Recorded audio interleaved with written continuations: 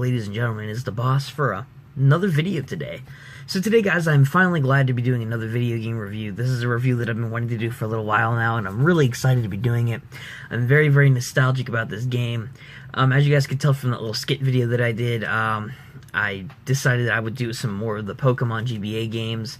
I've had those games since I was a kid, and one game in particular is probably my favorite Pokemon game of all time, and one of my favorite video games of all time. What am I talking about, you ask? Well, allow me to pull out my handy-dandy Game Boy Advance and unveil the cartridge to you.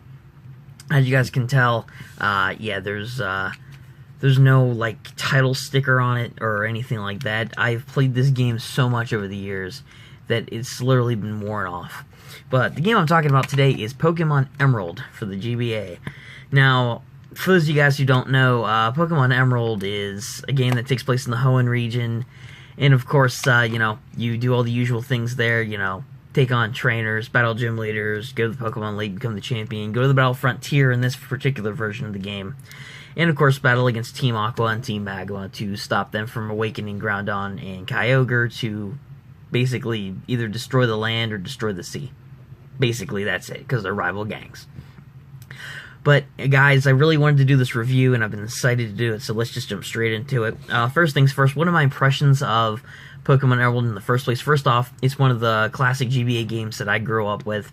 This was actually one of the first Pokemon games that I got. The first one that I got was actually Leaf Green on the GBA, and later on I got Fire Red from a good friend of mine. And then, as far as like the oldest Pokemon game I have goes, I have Pokemon Yellow.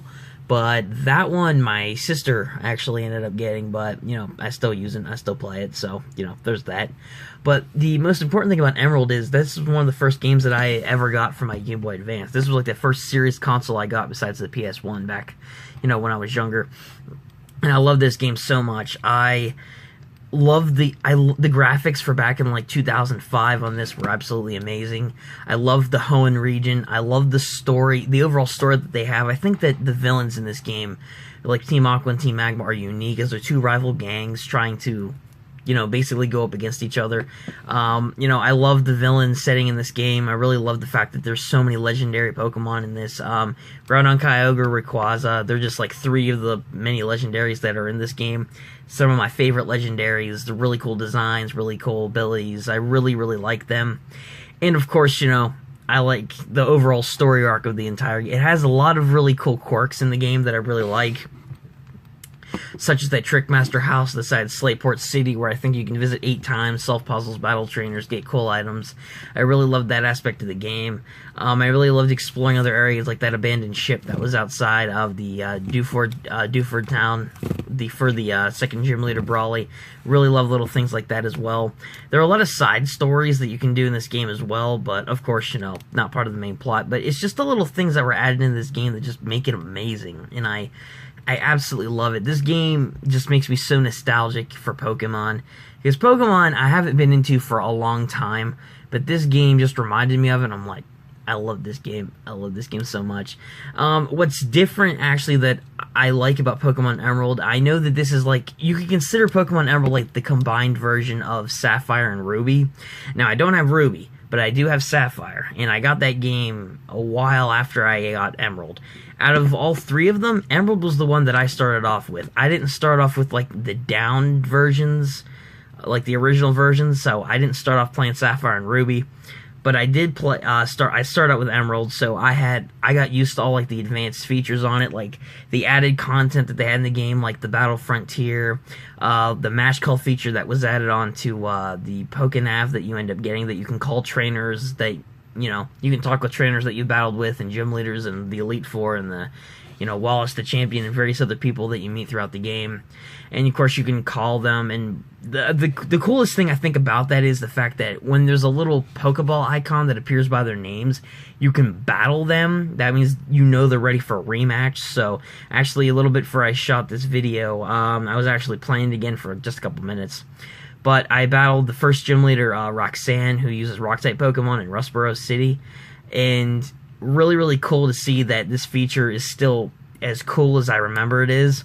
The fact that you can go back and battle the gym leaders and the champion and the Elite Four and stuff, and see like they have different Pokemon, and you know their other Pokemon are like way higher levels than what they were when you first battled them. Really love that aspect of the game, as well as like of course trainers in the game. Now naturally they don't have as many new Pokemon, or their Pokemon aren't the highest of levels since the last time you fought them, but it's still a cool feature that was implemented into the game, and I wish they would have had that in Sapphire, because I played Sapphire, and it's a good game. Just the differences between Emerald and that, it doesn't have the Battle Frontier, it doesn't have that match call feature. As far as like Team Magma's role in this game goes, it's like, in Ruby, it's Team Magma that are the villains, and in Sapphire, it's Team Aqua that are the villains, and it's just you fight against just one of them with the various, encounters that you have with them.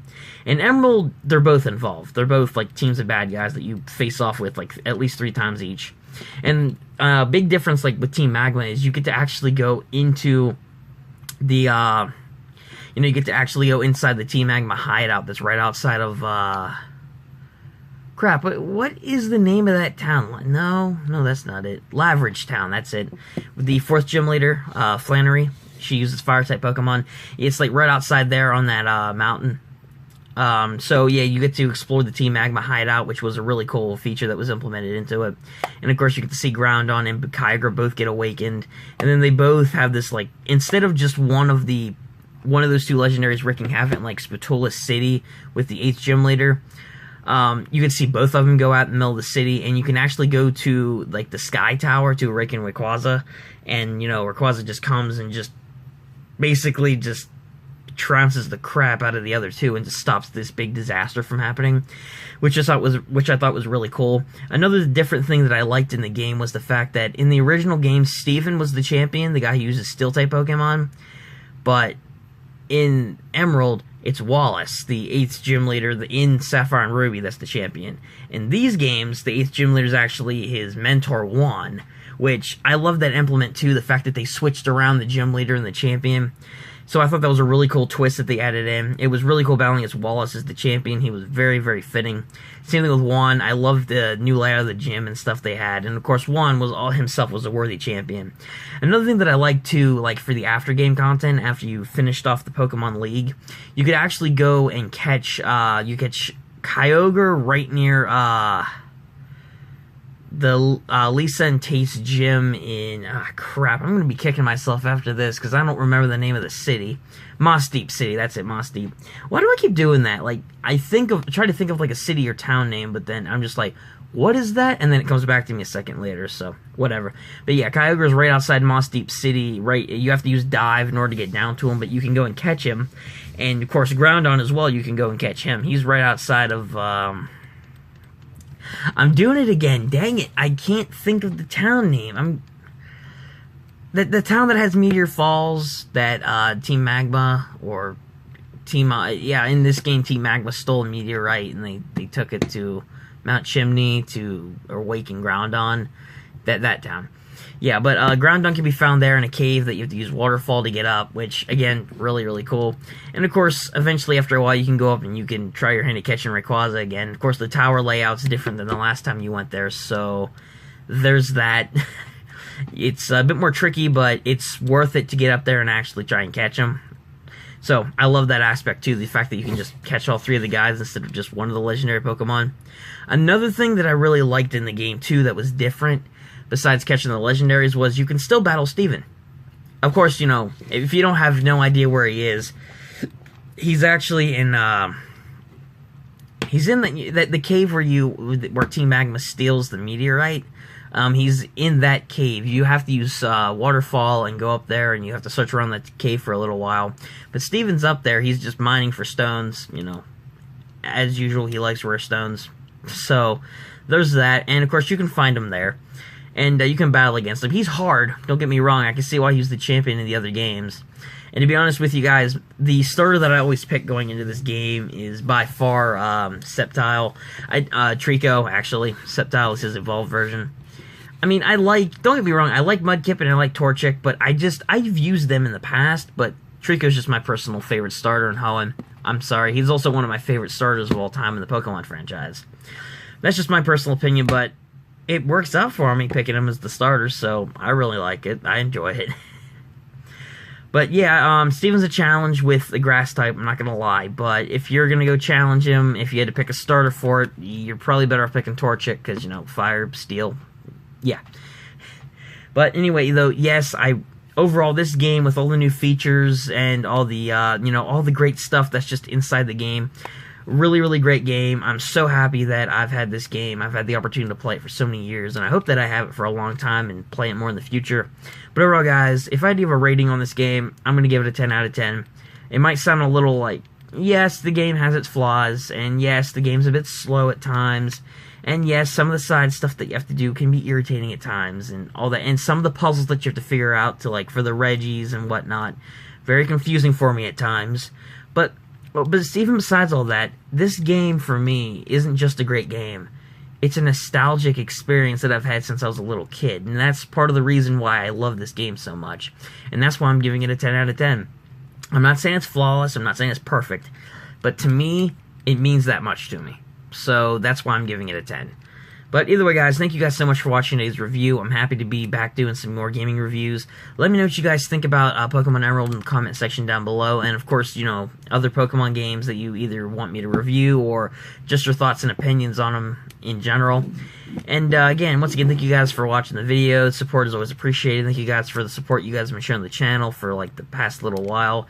It's always great to see more fan interaction in the community. I'm planning on coming out with some more videos in the future. Obviously, why do I even have to say that? But more specifically, I'm still coming with that Q&A request video, which I'm going to be doing another major Q&A for.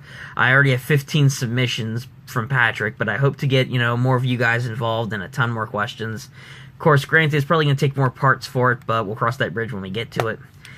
But of course, guys, and I'm still coming out with a Let's Play series. Yes, I am. I'm going to remind you guys, you know, Doom or Hitman, Blood Money. So far, we have one vote, and it is for Doom on PS1. So let me know what you guys, you know, want me to do for the Let's Play series. Also in the comments, if you guys care to. And that's all from me. And be sure to like, subscribe with the bell notification on to catch the next video. And again, comment. And that's all from me. Until next time, I'll catch you guys later.